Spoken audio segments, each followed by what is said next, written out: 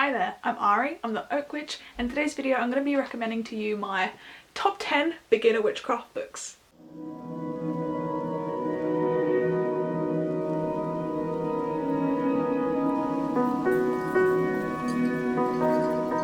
Now, if you don't know who I am, my name's Ariana. I've been a pagan witch ever since I was around 10 or 11 years old. I was raised into the craft by my mum. She's a Wiccan high priestess herself and runs her own coven. So I've been on this pagan and witchcraft journey for a while. Myself, I identify as a eclectic polytheist. I work with the Norse gods and some Hellenic gods. And my craft is, mainly involved in folk magic. I'm a solitary witch, and yeah, so I thought I'd give some background. That's who I am, and I'm going to run through some books which I think will really help you get started on your craft.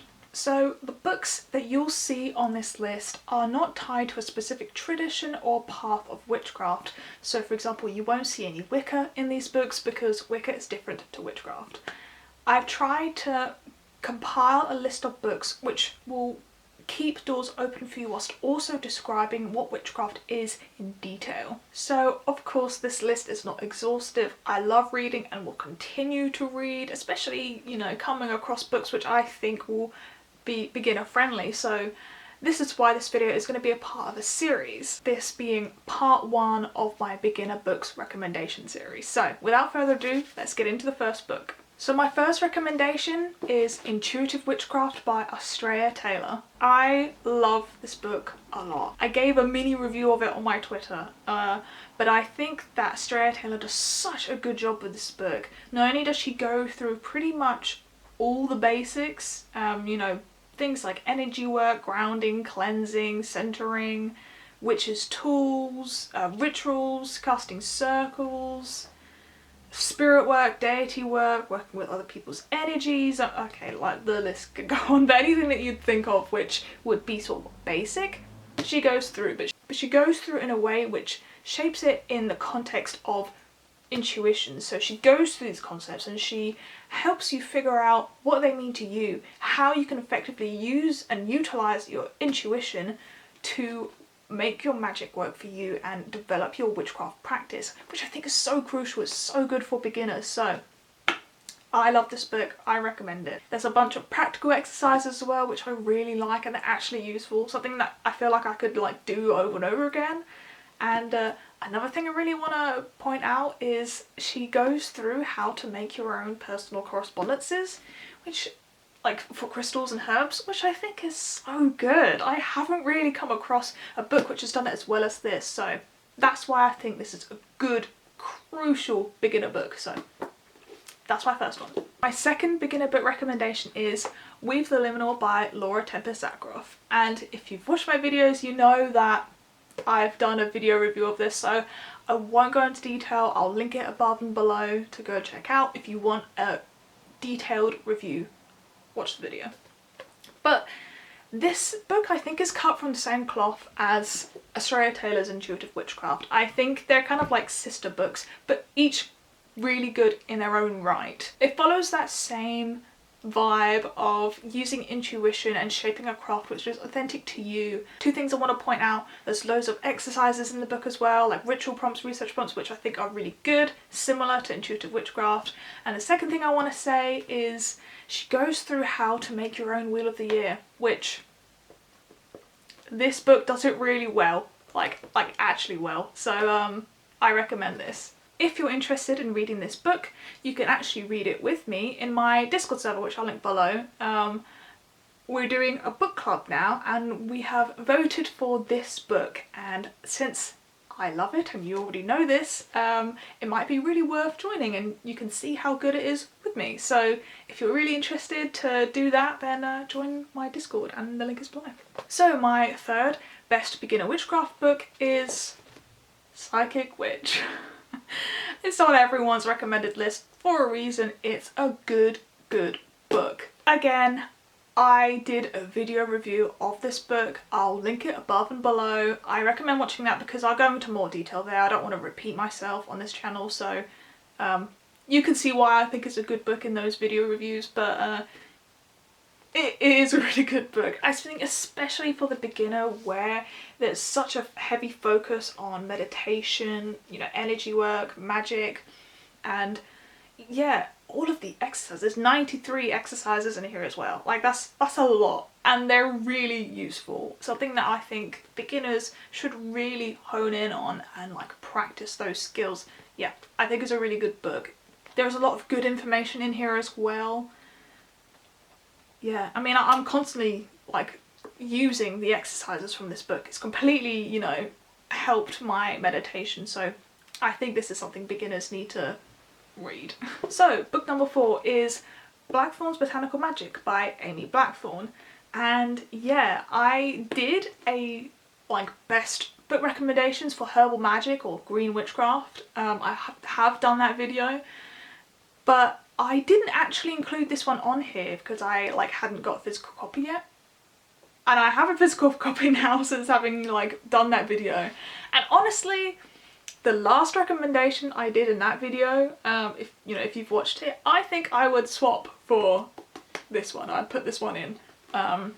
This is a really good book. So it kind of works in a similar format to, you know, Scott Cunningham's encyclopedia. It is essentially an encyclopedia, right? There is quite a lot of herbs in here, but it's sort of framed for essential oils in that, you know, for that context. And why I think that's good for beginners is I think essential oils is something that's generally quite easy to come by. I mean, at least in the UK, you could get them on the high street. Like, I think Holland and Barrett sells loads and loads of essential oils, so I think they're quite accessible, and I think they're really useful in witchcraft, not only just for, you know, you can just chuck them in an oil burner, but you can also, you know, make loads of oils and you can add them in, you know, bags and spells. They have so many uses, so I think that a book like this, you know, Amy Blackthorn really goes through what the like correspondences are, the lore, the history, you know, and she has loads and loads of recipes as well, which are actually really, really good. So I really recommend this book. I think she explains the like correspondences in their context quite well as well. I think this is just a really valuable book, so recommend this. I feel like I'm steaming through these, oh my gosh. The 5th book is Protection and Reversal Magic by Jason Miller. So I actually recently read this book and I was a bit wary to include it because of recency bias, but I do genuinely think it's a good book. It's something which I think is really important for beginners, probably more important than people like admit or really like say. Knowing how to protect yourself, knowing how to reverse, you know, spells and curses and, you know, all those sorts of things that fall under the umbrella of magic, I think it's really important to know, especially if you're a beginner and you're, you know, you've done your research and now you're starting to, you know, practice spells. You need to know how to deal with the consequences of your actions, and I think this book definitely helps you go through that. Not even just in one sort of sense. He doesn't just go through folk magic, he goes through ceremonial magic. He gives a lot of his own UPG as well, which is something to bear in mind with this book. He talks about Hecate a lot, so if that's not really your jam, perhaps that's something to like tolerate. He admits that it's his own experience and his own UPG or unverified personal gnosis, so I don't think it's an issue with the book. I just thought that's something to bear in mind. But, you know, I think they're really valuable and that information is good to know. And it's good to hear people's experiences, especially someone who's as experienced as Jason Miller, so I recommend this book. Another thing I figured I should mention is the fact that he mentions burying things in soil, which is something which a lot of books, spells and rituals include, but as someone who is an aspiring conservationist, studying ecology right now, I don't really advocate it. I don't think it's a good idea considering how fragile our soil ecosystems are already, how littered they are with microplastics, and this is a topic I could do a whole video about, and I probably will. But yeah, it's not something I recommend doing. So that's one thing I want to say about this book. He mentions burying things in the soil. It's not something I'd cancel a book over, because honestly I don't think a lot of people really get it. But yeah, I don't recommend burying things in the soil. What you do in your own garden, I can't really control, but especially if you're doing it out, you know, outside of your own property, I don't advocate, I don't support it. But that's just, you know, that's just me, and I will probably explain it in a video another time. So back to books. My 6th recommendation is Practical Elemental Magic by Astrea and David Rankine. Oh, sorry David. This book I really like. It's quite small, it's quite an easy read, but I think it's really good. They have a planetary magic book, which I haven't read yet, but it's meant to be, you know, really good. But this I think is a really good guide to the elements. You know, it focuses obviously on Western mystery tradition, so that sort of Western esotericism, but I think it's really good at giving a brief history to the more occult side and use of the elements, mentions of the elements within, you know, Western esotericism. They go through a lot of different things. There's a lot about archangels on here. Like, a lot about archangels on here. Which, you know, if you're like me, you can kind of gloss over a little bit. But, like, you know, it's still really useful information. It's still really interesting. There's a bit about elemental deities in here, which is good. And just elemental spirits, talismans. The main reason why I'm recommending this book is the meditations and the focus on visualization energy work that they go through, and the fact that they have a lot of historical references and citations, which I think is really good for, and something I think beginners should like be more used to. Yeah, I really like this book. I think it's a really good, concise guide. Really recommend it. Meditations are really good as well, so that's something which I think beginners should, you know, it's a great way to connect to the elements, you know, in meditation. So yeah, good book. My 7th book recommendation is Candle Magic for Beginners by Mystic Dylan. This is quite a lovely book. I think it's a really nice guide to candle magic. It goes through, you know, pretty much all you need to know. You know, there's different shapes, there's different sizes, colour correspondences, even burning times, and there's a little bit of history as well, which I think is nice. Charging, consecrating, burning, like honouring times, fragrance. Yeah, he goes through, you know, it's a very good guide to candle magic. You know, candle magic I don't think is too complex of a subject to understand, but I think that he goes through it well. And I put a candle magic book on this recommendation list because candles is something which I think a lot of witches tend to feel drawn to.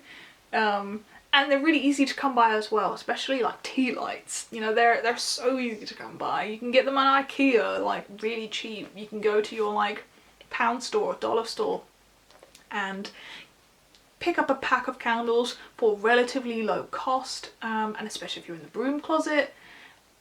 Candles are just nice to look at, and that can be your excuse that they're just pretty for the ambiance. So candle magic is something which I think beginners can easily practice and get the hang of quite you know, quickly. And this book I think will definitely give you like a good starting approach to candle magic. There's a lot of really lovely spells in here which Mystic Dylan has obviously, you know, taken from his experience from different traditions. You know, so there's some ones that I wouldn't personally do because, you know, for example, I have no voodoo background. I would not do some of these spells that include that. However, I think they're still really interesting to read. It's still like good to get that different perspective. One thing I guess I want to say about this book is he talks about flushing candle wax down the loo. And, you know, I'm not you know, a sewage system expert, but I don't think that's a good idea, especially, you know, going back to soil pollution like I spoke about before. One of the main contributors to plastic pollution comes from sludge water and sewage water that's been badly managed, so in effluent water, and that gets into the soil, and there's microplastic pollution that is just littered in our soils, and soil runoff leads, you know, to the rivers, rivers lead to the ocean, and that's how we get so much plastic pollution in our marine, you know, in our oceans. So not to scare you all, but basically just, I wouldn't advocate flushing wax down the loo. That's just, you know, that's just me. I don't think it's a good idea. But again, I don't think this makes this a bad book. I think it's really good still. I think it's a really nice guide to candle magic. You know, visibly it's quite pretty as well, and it's an easy read, so I think it's very beginner friendly. I just wanted to, you know, add that little bit. So my next recommendation is number 8, and it is The Illustrated Signs and Symbols Sourcebook by Adele Mazedar. I'm really sorry if I'm mispronouncing that. But yes, I've had this book for years. Like, for literally years, I think, since I was like a kid. And I love it. It's so good. It includes pretty much any symbol you can think of. You know, like any concept of symbolism, it discusses it. I think it's really good. It's really big. You know, there's a lot of symbols in here, and it's not just like religious or cultural symbols. It is literally like colours, it's animals, it's plants, trees, flowers, it's like sacred geometry, it's, you know, numbers, it's tarot. I think tarot is in here as well, like sacred alphabets, parts of the human body, you know, in terms of symbolism. Festivals I've just seen as well, deities as well. There are like, God, you know, it's literally all-encompassing symbolism basically. Like, it's a really good book. And so why I'm including a symbolism book like this, of course I think symbolism in terms of, you know, your own witchcraft journey is largely intuitive. I think, for example, with dreams, I see little point in getting dream dictionaries because the symbols, the meaning, the imagery, it has to come from within. It's something which you tap into your, you know, subconscious in order to get that meaning, and it's a skill, you know, it takes practice. But I don't think anyone else can really tell you what your dreams mean. You can get like help and prompts, but it's up to you to really decide whether or not that makes sense, like, to you. However, I think having a background on symbolism and what different images and shapes, and especially when it relates to mythology and just cultural differences in symbols as well, having that background knowledge I think is really good. And obviously, especially if you're looking at religious symbols, they tend to just have a meaning, and you can't really, like, you need to respect that. So yeah, having a book like this I think is really, really useful, and it will help you when you're, yeah, just developing your witchcraft path, just in countless different ways. Having that sort of base information of symbols when you go to do more research on other things, when you're reading into different mythology, you know, certain symbolism and, you know, meanings and messages will make more sense to you. She does have a smaller version of this book, which I don't know where I put it, but she does have a smaller version of this book, but I've recommended specifically this one because it is an illustrated guide, and also this one actually has a further reading section at the book. There's like a huge references section, which of course I think is really valuable to look at for beginners. And if you're not looking at your references and bibliography section, start doing it. There's good stuff in there, so start doing that. But the smaller version of this book, which I do have, but the smaller version doesn't have a further reading section, which is kind of annoying, but that's why I'm recommending specifically this version. And that recommendation leads me nicely onto my 9th beginner witchcraft book recommendation, and it is Sigil Witchery by, again, Laura Tempest Zakroff. Sigils is something which in my beginner spell methods video I have recommended because they're so easy. You need literally yourself, a writing device, and a writing platform. So, you know, a pen and a paper, that's all you really need for sigils. And sometimes you can just sort of do it in the air. So they're something which are so beginner friendly. But I have used the traditional sigil making methods, but I never fully vibed with them. I never felt like they fully engaged my intuition. So when I read this book, it was a game changer for me. This book, I think, really unpacks the concept of symbolism really well, you know, from basic lines, dots, shapes, to more complex imagery.